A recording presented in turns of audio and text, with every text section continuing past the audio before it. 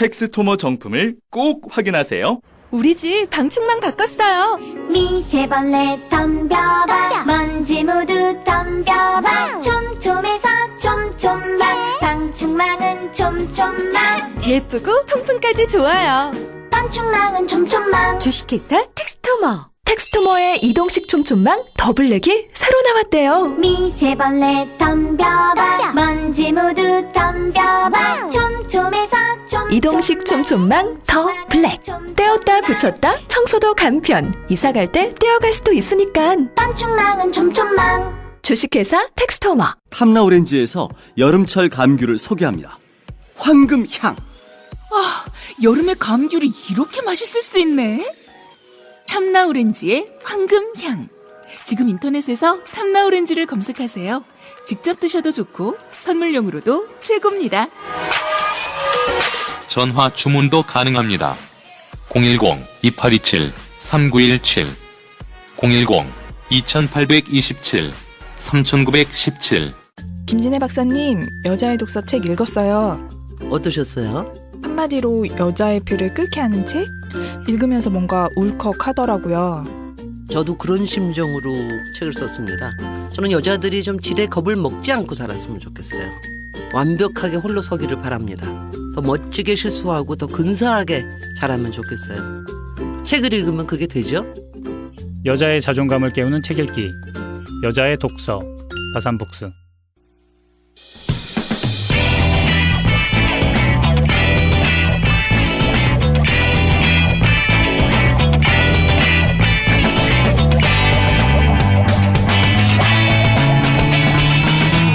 김어준의 뉴스공장.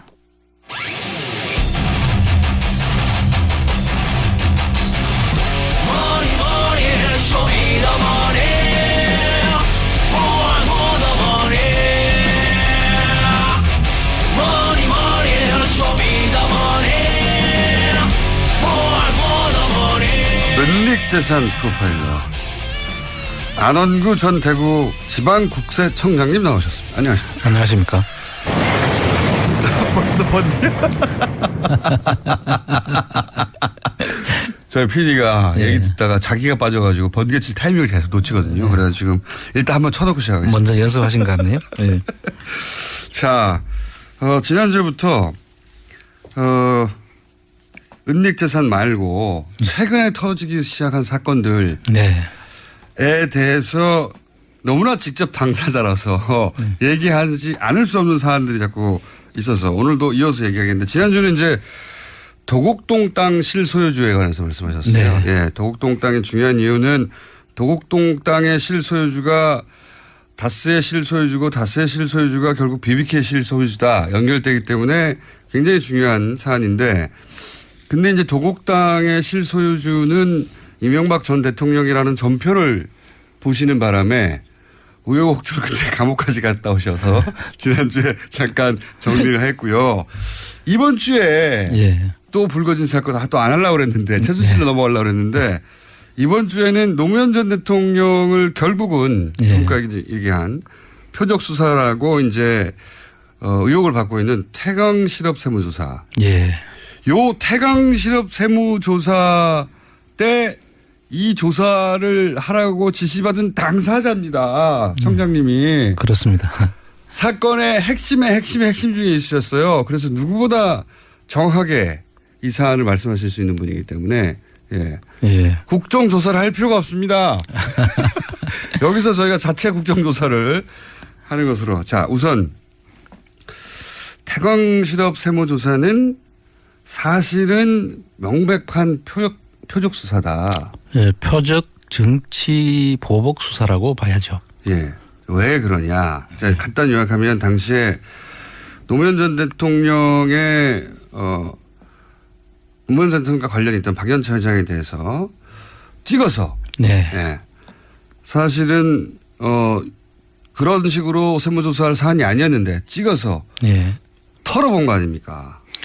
그렇죠. 이제 그 당시에 이제 촛불을 그때 강우병 촛불이 막 엄청나게 번졌을 커졌죠. 때거든요. 그때 당시에 이제 이명박 전 대통령이 상당히 아마 그 뭐 산에 가서 그 상황을 보고 걱정도 하고 했다는 그런 말도 있었고 그 당시에 이제 이 상황의 뒤에 촛불의 뒤에는 그 돌아가신 그 노무현 대통령이 있다고 그 당시에 판단했던 것 같아요. 예, 이명박 정권이 그렇게 지목을 하고 그러니까 자발적인 사실 먹거리를 걱정하는 자발적인 시민들의 시위였음에도 불구하고 그 뒤에 촛불을 누가 사줬냐 이런 얘기를 하면서 그 말의 의미는 그 뒤에 노무현 전 대통령이 이런 시위를 주도하거나 지시한 거 아니냐. 그렇게 의심을 했던 것 같아요. 해당 당시 이명박 정권은 그렇게 의심을 하였고 실제 그래서 이명박 전 대통령이 노무현 전 대통령을 찍어서 제거하기 위해서 시작한 프로젝트 1번이 바로 이거였다. 그래서 그 당시에 보면은 노무현 대통령 주변에 있는 인물들 예를 들면 이제 노무현 대통령이 허리 수술을 하신 그 우리들 병원 그 다음에 잘 가던 밥집. 삼계탕집이 이제 그 노무현 대통령하고 이제 잘 아는 지인이 그걸 운영하고 있었는데 뭐라는 유명한 집이죠. 그 삼계탕집을 세무조사를 또 했다는 거죠. 삼계탕집을 세무조사하는 건 정말 삼계탕집을 털고 다 털어본 거죠. 주변에. 그다음에 무슨 또 그 골프장을 운영하던 뭐 J로 시작하는 골프장 그런 분들 뿐만 아니라 그 주변에 있는 사람들 모든 사람들을 조사를 했던 거예요. 근데 안 나오는 거예요. 아무것도. 안 나왔죠. 그래서 이제 마지막으로 이 태강실업에 대한 저걸 걸었던 것이 아닌가 저는 그렇게 생각하고 있습니다. 그렇게들 그때도 말들이 많았습니다. 그런 거 아니냐고 당연히. 그런데 이제 이게 왜 표적수사고 기획수사냐 이제 그 얘기를 또 해 주셔야죠. 이 이제 표적수사와 기획조사라고 보는 의미는 이게 일반적인 정상적인 조사 같으면은 이제 개선을 따라서 이제 이루어져야 되죠. 개선이라는 게 뭡니까? 라인 이제 그 조사 라인이 그 절차가 있지 않습니까? 예를 들면 서울청 4국에 조사를 한다 하더라도 본청장, 서울청장, 조사국장 이런 식으로 이제 라인이 내려가는데 정상적인 라인이 있는데 사실 제가 거기에 들어갈 이유가 없죠. 저는 그 당시에 서울청 세원관리국장으로 있었단 말이죠. 세원관리국장.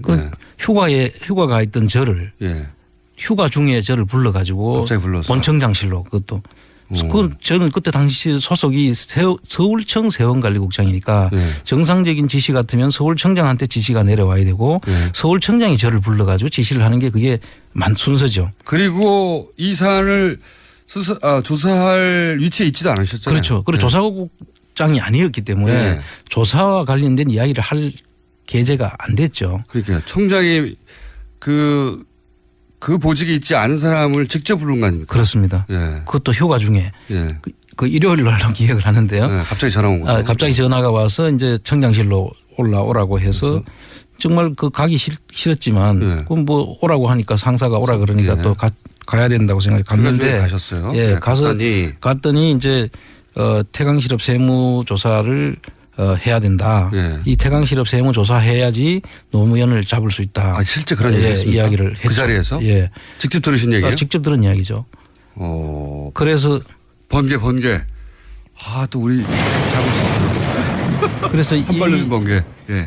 그 당시에 이제 그래서 서울청 세원관리국장인데 정상적인 절차를 아까 이야기했듯이 절차를 밟아서 지시를 하면 한상률 청장이었죠 당시에. 그 당시 한상률 청장이었죠.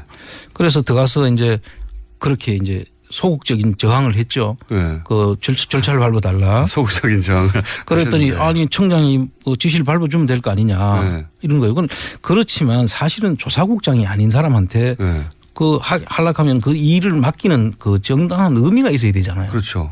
그런데 그런 청장이 시키면 하는 거지 이런 식으로 이야기를 해서 노무현 대통령을 잡으려면 이거 해야 되니까 네가 해 이거 아닙니까? 그런데 그 이유는 제가 이제 국제조사관리관도 했고 이제 그 당시에 이제 총무과장 할 때 본청 총무과장도 제가 했는데 그때 이제 베트남을 청장을 수행해서 간 적이 있습니다. 그 다른 청장님을.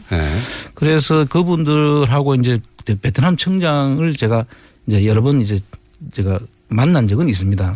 그러니까 베트남 이 박연차 회장 같은 경우에는 베트남의 그 국빈 대우를 받고 있다고 하더라고요. 그것도 한상률 청장이 내한테 해서 내가 그때 그분의 위치를 아는 거죠. 일단 조사를 했군요. 쭉 조사를 했는데. 그래서 이제 국빈 대우를 받고 있기 때문에 보통 사람이 가서는 네. 이 베트남 청장의 그 협조를 얻어내기 어렵다. 아하. 그러니까 당신이 직접 가야 된다. 베트남에서 대우를 받는 기업인이니까 그냥은 안 해줄 것이고 아는 사람이 가야 한다. 그렇죠. 베트남을 털어야 되는데. 그런데 그렇죠. 당신이 베트남 쪽 해본 적 있지 않냐. 베트남을 여러분 가기도 했고 이제 오면은 그분들하고도 그 접촉이 있었고 잘 알지 않느냐. 그래서 그런 이유로 뭐 조사국장도 아닌 사람을 불러가지고 이야기한다는 것은 분명한 의도가 있었지 않겠습니까? 그렇죠. 당연히. 이미 말도 했고 네. 노무현 대통령 잡으려고 하는 했다고 거더라고. 했고 그리고 그 순간 그 이야기를 하면서 또 이런 이야기를 했어요. 그때 제가 대구청장에서 좌천시켜 놨잖아요. 예. 서울청 세원관리국장 한 예. 서너 단계를 좌천시켜 놨는데 그 명예를 대학생을 중학교로 가라고 한 거죠. 성과를 내면 명예를 회복시켜 주겠다. 아. 이렇게 이제 또 자천을 시켜놓고 예. 말 들으면 다시 올려줄게. 그렇게 이제 또 그 덥석 물지 그러셨어요. 그 상황은 너무나도 명백하게 보이지 않습니까? 그 당연히. 내용이. 예. 그리고 저는 사실 상당히 존경하는 분이고 노무현 대통령은 지금도 그 이야기만 하면 막 가슴이 먹먹해지는데 그걸 하라 그러니까 좋을 리가 없죠. 제가. 네. 당연히 이게 무슨 말이냐고. 그렇죠. 네. 그런데 이제 그걸 하라고 하니 내심 계속 이제 절차를 밟아라 뭐 그렇게 다른 이야기했는데 이유에 이제 이야기를 한 거죠. 예. 그런데 하라면 하는 거지 뭐 말이 많으냐는 형식이었어요. 네. 그 당시에. 그래서 이제 그 조사를 하라고 하면서 조사에 투입할 것을 이제 지시하길래 그럼 절차를 밟아주고 명령을 내려달라. 네. 그러면 내가 하겠다. 네. 그러니까 그건 내려주겠다라고 하면서 네. 얼마 안 있으면 베트남 청장이 올 거다. 네. 그러면 그 베트남 청장을 내가 또 다시 접대를 하라는 거예요. 영접을 하고. 예. 네. 그래서 내가 베트남 청장을 그 영접하고 이런 것도 제가 할 일이 아니잖아요. 당연히. 예. 그 오면은 그 국제조세 관리관 이 나서서 해야 될 일이고 보직이 다 있는데 거기 다 그 사람들 나중에 보니까 그 사람들도 나오긴 나왔더라고요. 네. 무슨 일이 있었냐면 한 베트남 청장 회의가 있었습니다. 그때 네. 한국하고 베트남 청장 회의가 있어서 그 당시에 중구에 있는 한국의 집에 예. 저를 거기에 참석하라고 한 거예요. 예. 그 저녁 식사하는 자리에. 예, 일단 가서. 근데 저는 퇴근을 해버렸죠. 예. 참석하라고 여러 번 지시가 내려왔는데 항상 소극적 저항. 그 당시에 싫어 퇴근 뭐 이런 거. 예. 제가 퇴근을 해서 집에 가 있는데 그 당시 세원관리국 국제조세관리관을 할 때 제가 같이 근무했던 과장이 예.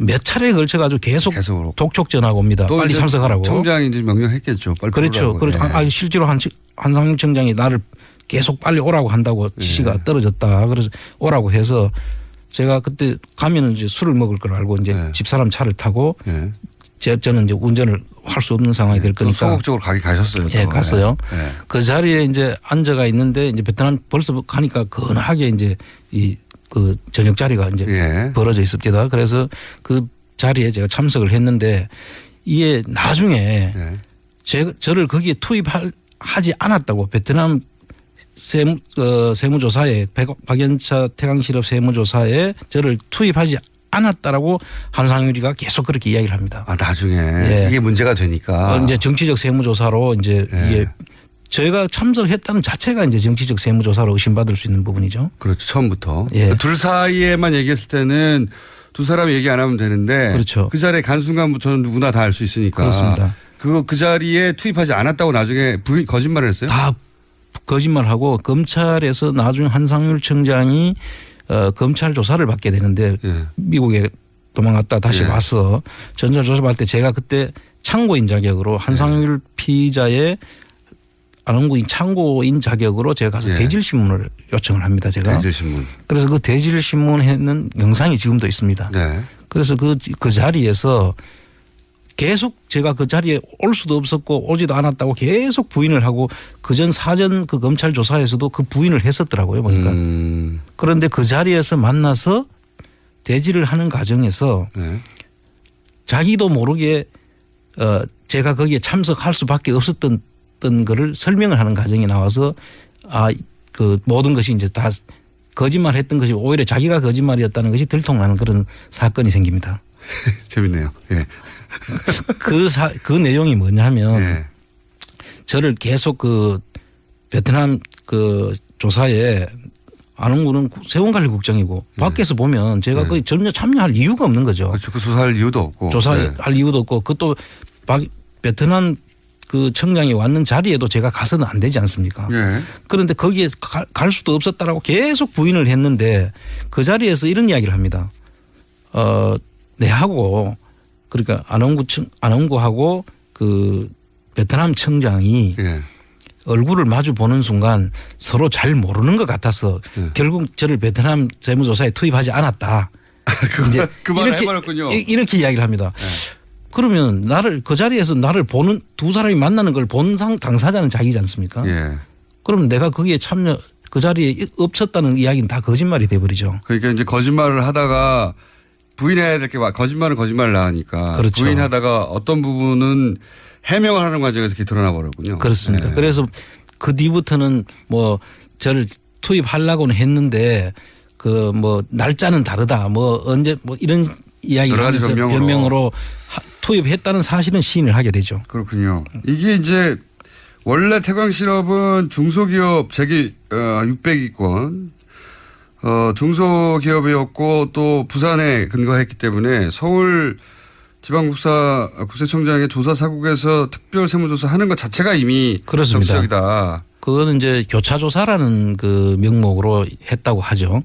그런데 이 교차조사라는 건 A 지방청과 B 지방청이 서로 손을 바꿔 가지고 조사하는 겁니다. 그 당시에 지역에서 그 보통 우리가 토착 세력이라고 보통 이야기하는데 유력 기업인들이 있지 않습니까? 그 지역에 있는 유력 기업인들은 그 해당 지방청하고는 또 서로 긴밀한 관계 있을 거니까 그래서 이렇게 손을 바꿔서 조사를 하는 것을 다른 동네를 조사하는 거죠. 교차 조사를 하는 것인데 이거는 그 하명 조사를 중심으로 하고 뭐 중수부에 해당된다고 이야기할 정도 검찰 중수부에 해당된다는 서울청 조사 사국을 거기다 이제 조사를 했다는 것은 이거는 특별한 의도가 있지 않고는 전례가 없는 일이다. 그런 일은 핑계에 불과하고 그렇습니다.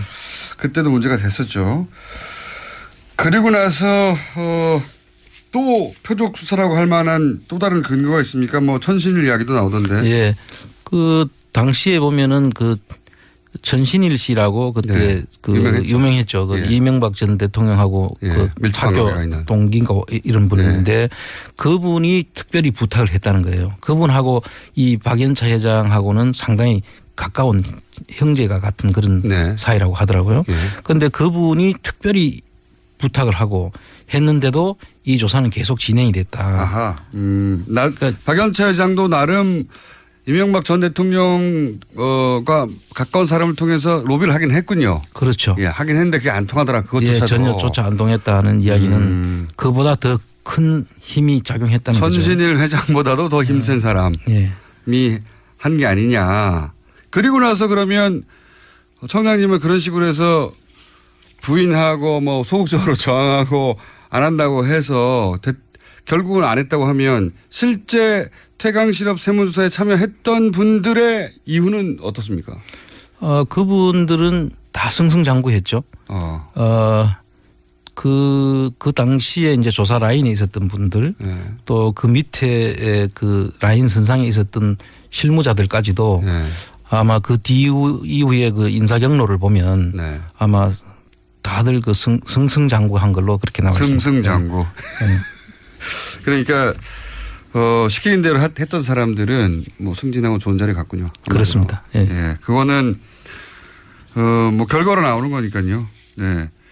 그리고 나서 그러면 한상률 전 청장이 이 건으로 조사를 받고 나서 그 다음에 어떻게 결론이 났죠? 이 자체는 검찰에서 이 자체를 조사를 다 저하고 대질까지 다 했는데도 거기에 대해서는 아무 저것도 없이 다 기소 자체를 안 했죠. 다 덮어버렸어요. 그 본인이 뭐 이 직권을 남용을 했는지 아니면 뭐 표적 조사 자체가 뭐 검찰 어느 상황에 해당되는지는 모르겠는데 그 부분에 대해서는 검토가 돼야 될 걸로 보는데 뭐 보는 건 나중에 시인을 다 했고 했는데도 거기에 대해서는 검찰에서도 조차 아예 기소 자체도 안 했죠.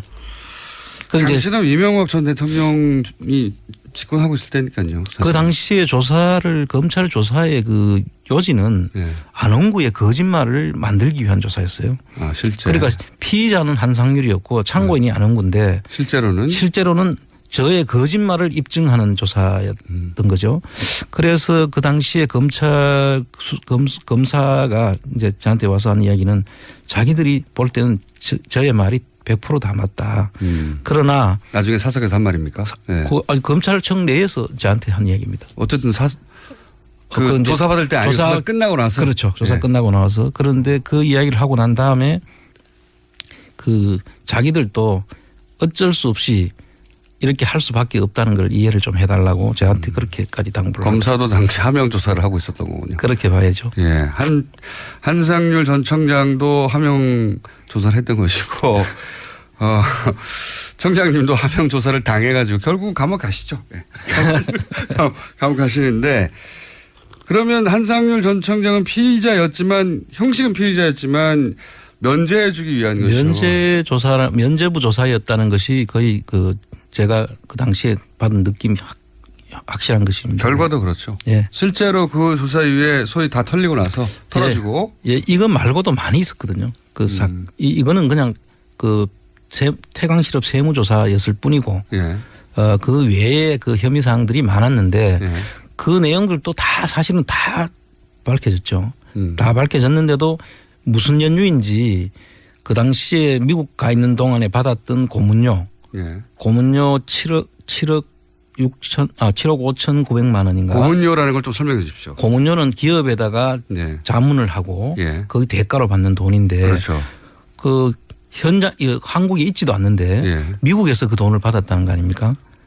그래서 그것도 말들이 많았죠. 예. 그러니까 소위 체재비를 그렇죠. 미국에 있는 동안 한국에 돌아올 수가 없었기 때문에 당시에 체재비를 대기업이 대준 거 아니냐. 그렇습니다. 예. 왜냐하면은 보고서 몇 개 쓰고 몇 억씩 받았으니까요. 그 보고서도 아주 광고와 관련된 보고서.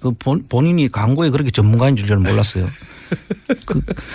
그때도 말이 있었습니다. 그때도. 이걸로 몇 억씩 받는다는 게 말이 되냐. 근데 여하간 대기업으로부터 결국은 그동안에 체재하는 비용을 받았다. 그래서 그 보고서 하나를 가지고 고문료는 다 기소 자체에서 뺐고. 그것도 다 빼버렸고. 그 기소를 한 것은 주정회사에서 받은 고문료인데 그걸 6,900만 원을 가지고 기소를 했더라고요. 그런데 그것도 그 기소도 이제 현직에 있는 가장이 주선을 해서 본인이 받게 된 건데 그 현직에 있는 과장은 거기에서 이제 기소해서 몸이 아프다는 이유로 기소 유예를 해버렸어요. 그 공동 정범으로 봐야 되는데 그걸 기소 유예를 해버렸죠. 예, 친절하고.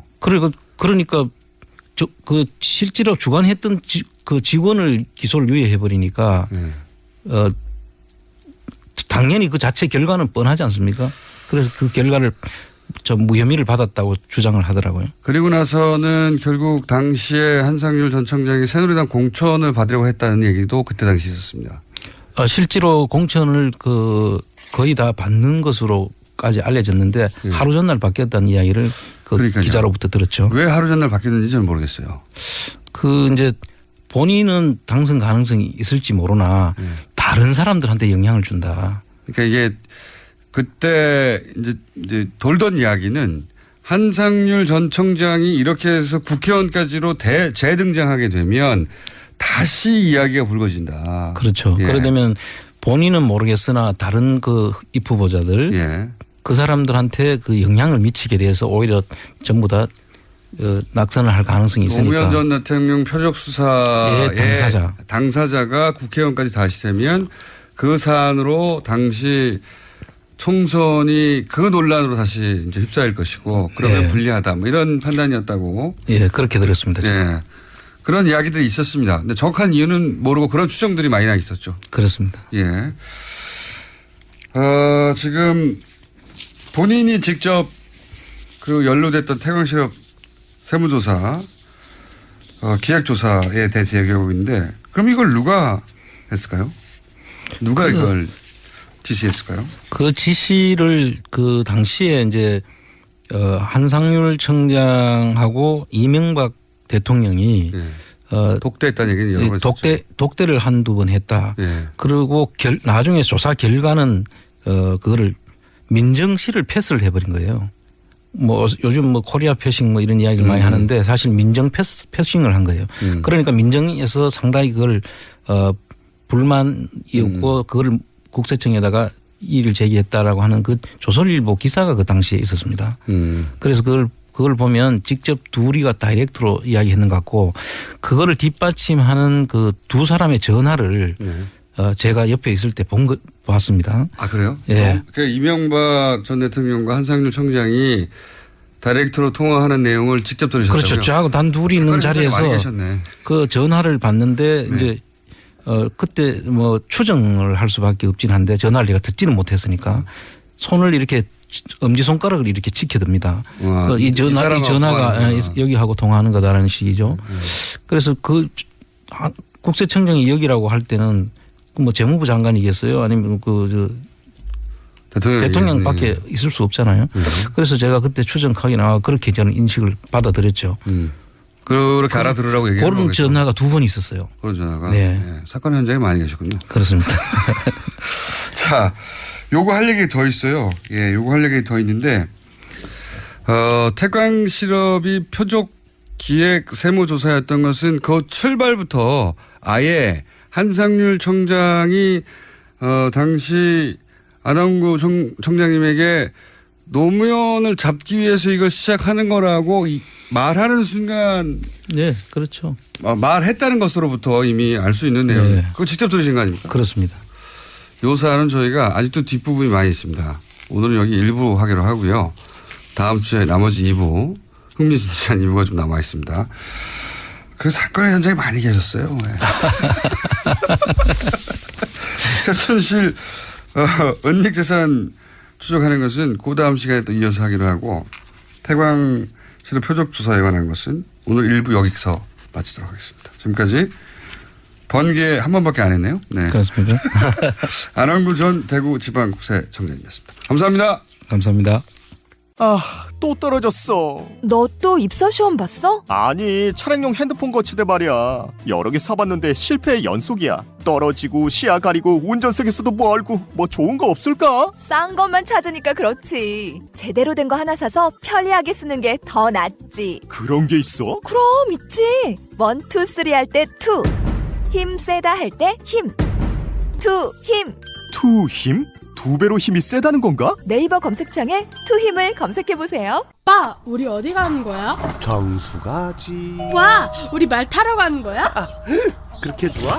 고민하지 말고 장수로 오세요. 온 가족이 즐기는 승마 체험과 국내 최대 규모의 말역사 체험관 등 장수에는 정말 볼 것, 누릴 것들이 넘쳐난답니다. 말의 심장 소리를 직접 느껴보는 장수에서의 하룬 여행. 장수는 항상 가까이 있습니다. 주말 여행은 장수로. 승마 체험 예약은 063-350-5486.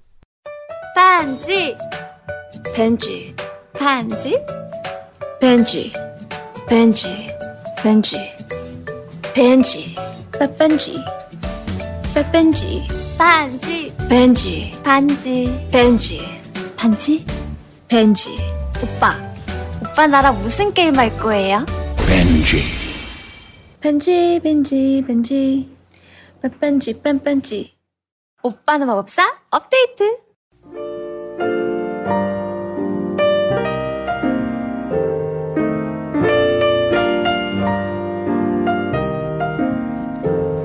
불친절한 AS.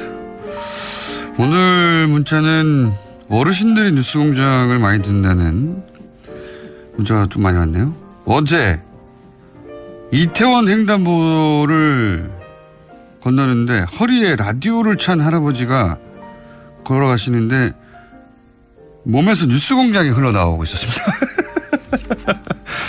네, 나이에 상관이 없습니다. 예. 또 이런 문자도 왔어요. 대학원을 전공하는데 그토록 평상시 근엄하시던 노 교수님께서 갑자기 뉴스공장이라고 얘기를 하더니 안녕 하고 강의실을 나가셨습니다. 네, 중독이 되게 되겠습니다. 그리고 오늘 산란일자 충격받으시는 분들 많은데 김떡순 들어봤지만 알떡순은 처음이네요. 예, 알떡순을 받으세요. 계란 얘기 흥미로웠습니다. CJ 푸드빌 다니는 지인한테 1년 전에 사둔 계란값이 많이 떨어져서 골치 아프다는 얘기를 들었는데 그게 이렇게 연결이 되는 거군요. 하고 문자를 보내신 분도 있고, 풀무원 유정란만 먹었는데 하면서 걱정하신 분이 있는데, 이건 이제 김현건 의원실에 따르면 풀무원은 산란일자로 표시한다고 합니다. 네. 방송에서 문제 제기한 것은 CJ 이야기였습니다. 이 이야기는 이제 CJ 측 이야기도 들어봐야 되고, 김현건 의원실이 추가적으로 또 이 사안을 다음에 한번 더 다루겠다고 하니까 다시 한번 다루겠습니다만은, 살충제에 이어서 산란일로 표시하지 않는다는 것은 굉장히 충격적이네요. 네. 물론 뭐 계란 자체가 큐티클이 있어서 계란을 알을 보호하는, 왜냐하면 자연 상태에서는 오랫동안 있다가 계란이 결국 그 병아리가 되고 닭이 되니까 보호하는 기능이 있는데, 문제는 이걸 우리나라에서 세척을 한다. 그러면 큐티클이 없어지고 그런 이후에는 유통기한이 짧아지는데, 이 문제도 한번 다뤄볼 만한 이야기고, 다음 조만간 아마도 김현근 의원실과 이 문제를 다시 한번 다루게 될 것 같습니다. 산란일자, 예, 알떡순 새로운 거 오늘 많이 알았고, 내용적으로 굉장히 충격적인 내용, 산란일자로 표시하지 않는다니 참, 그렇게도 알고 있었는데 그게 아니었답니다. 자, 여기까지 하겠습니다.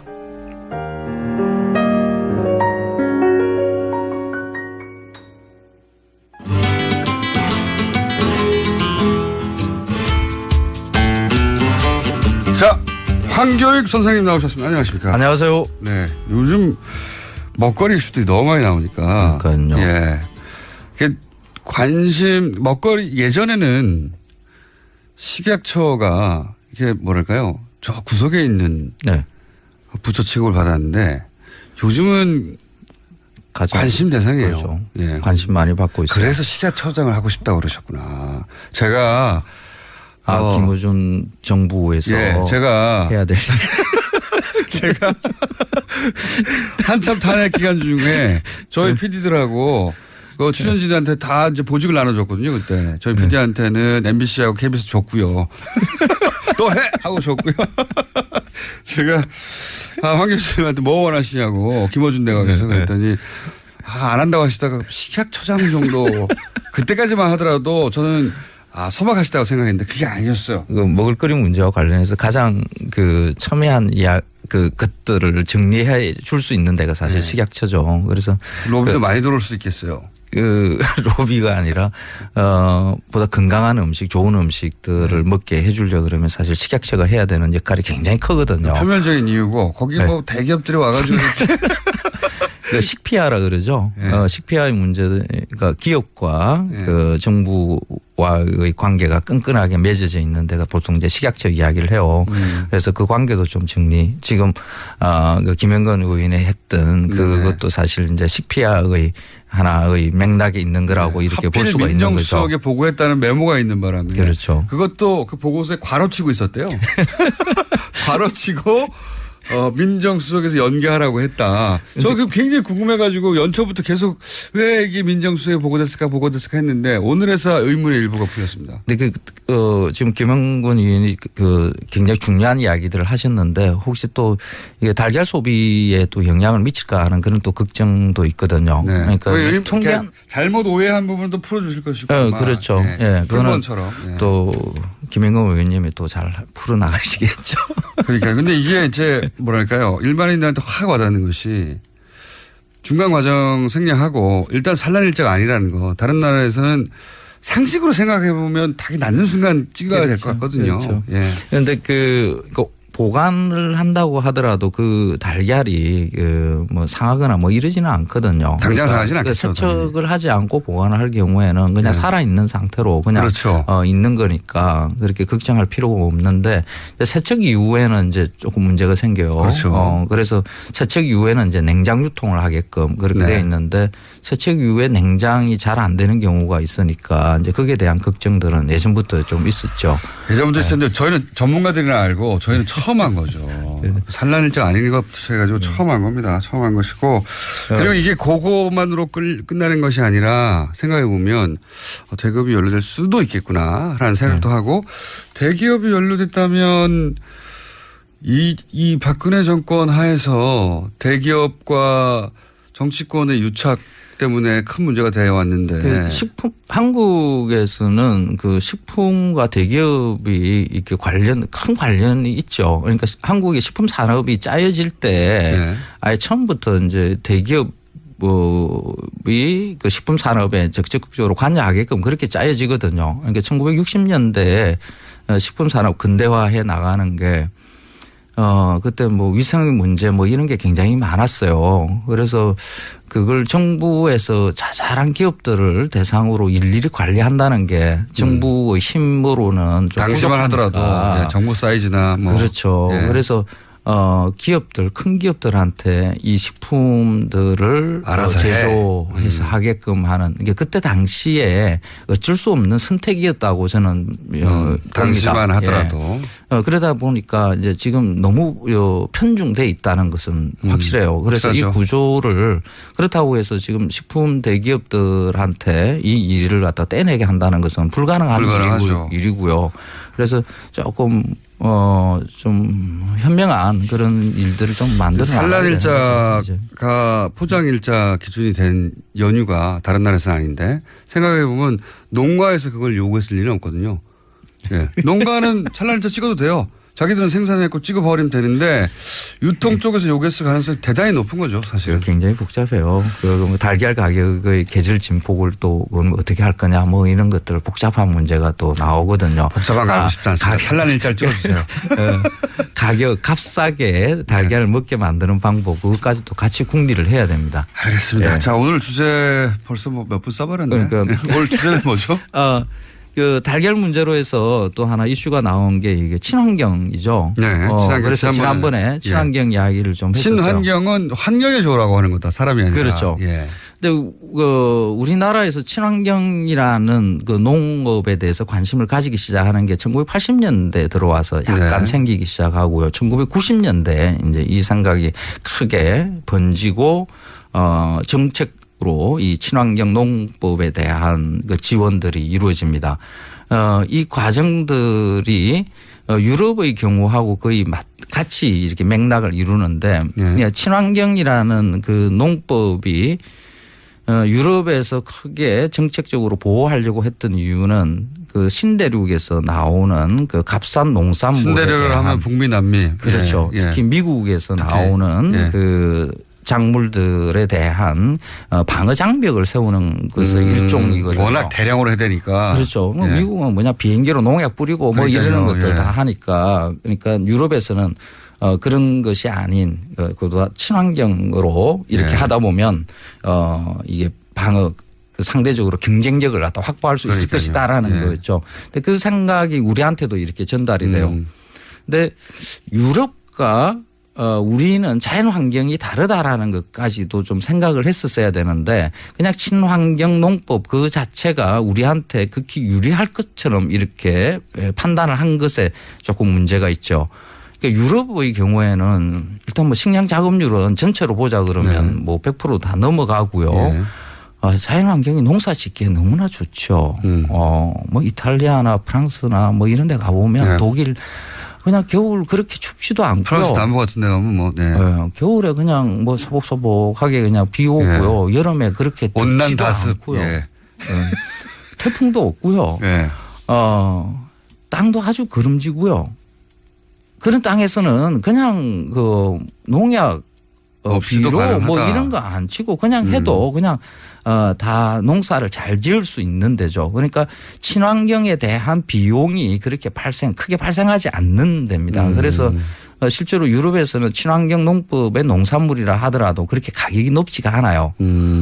생산성도 웬만큼 유지되고 뭐 인력도 그렇게 많이 들어가는 게 아니니까. 근데 우리나라는 사정이 좀 다릅니다. 우리 땅은 굉장히 땅이 척박해요. 유기물도 그렇게 많지가 않고요. 특히 겨울이 5개월이나 지속이 되고 여름에 2개월 정도 장마 기간이 있고요. 이 장마 기간에 병충 애들 어마어마하게 붙거든요.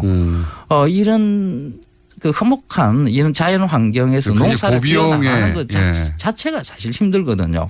그래서 뭐 화학비료, 특히 질소비료, 농약 이런 것으로 해서 우리가 생산성이 급격하게 이렇게 올려놓고 웬만큼 농업을 유지를 했었는데 사실 뭐 농약이나 화학비료에 의한 그런 자연 파괴 이거는 일부 또 문제가 있기는 하죠. 그런데 그것을 다 뒤집고 그냥 친환경으로 우리 땅이 농사를 지을 수 있을 만한 땅이다라는 이런 착각은 가지지 않는 게 바른데 그것까지 지금 가지고 있죠. 우리 땅에서 친환경으로 농사를 지으면 생산성이 너무 떨어져요. 너무 힘들어요. 특히 여름을 넘기기가 굉장히 힘들거든요. 과일 같은 경우에 친환경 사과, 배 뭐 이런 것들도 재배가 되기도 합니다. 정상과가 나오는 게 아주 극소량이에요. 한 사과 한 100개 따면 그중에 병점이라 그래요. 뭐 해충이나 뭐 이런 거 병이 붙어 가지고 이렇게 흉터가 생긴 거 이런 거 소비자들이 잘 안 사 먹거든요. 요즘 그렇죠. 그런 거 빼고 난 다음에 정상과로 이렇게 보이는 것 이런 것만 따지면 한 20% 정도밖에 안 돼요. 80%가 그렇습니까? 그렇죠. 그래서 이 병점이 있는 걸 또 버리기는 그렇잖아요. 그래서 그걸 가지고 하는 게 보통 착즙을 하죠. 주스를 만든다. 주스 만듭니다. 그래서 유기농 매장에 가보면 사과보다는 사과 주스가 더 많이 보이는 게 그거죠. 그러니까 유기농 친환경 농법으로 재배를 해서 기껏 주스 만들어서 먹는 이런 일이 만들어지는 거죠. 친환경에 대한 판타지가 좀 있는데 현실이 이렇다는 거군요. 그렇죠. 그러니까 뭐 채소 같은 경우도 거의 친환경 채소는 그 비닐하우스에서 하거든요.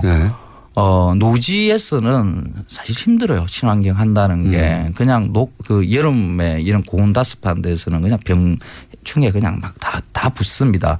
그래서 가둬진 공간에서 키우는 거거든요. 온도 습도 조절해 가면서. 그렇죠. 그 하우스 안에서 키우는 것이 자연적인 것이다, 친환경적이다 하고 이렇게 붙이는 게 좀 그렇죠. 맞지가 그 자체가 않죠. 이공적이긴 합니다. 그렇죠.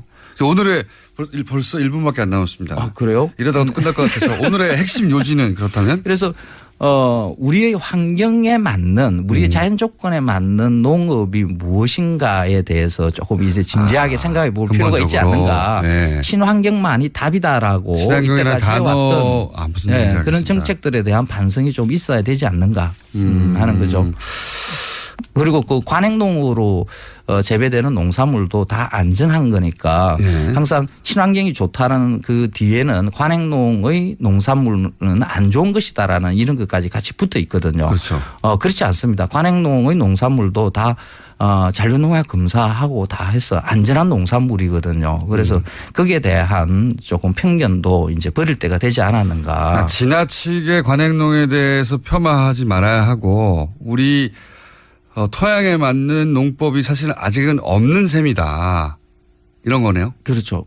어떻게 우리 자연에 맞는 농법이 무엇인가에 대한 그 진지한 고민들이 있어야 돼요. 그리고 알겠습니다. 거기에 대한 정책들도 또 만들어야 되는 그래서 거고요. 내가 시각추정이 돼야 한다.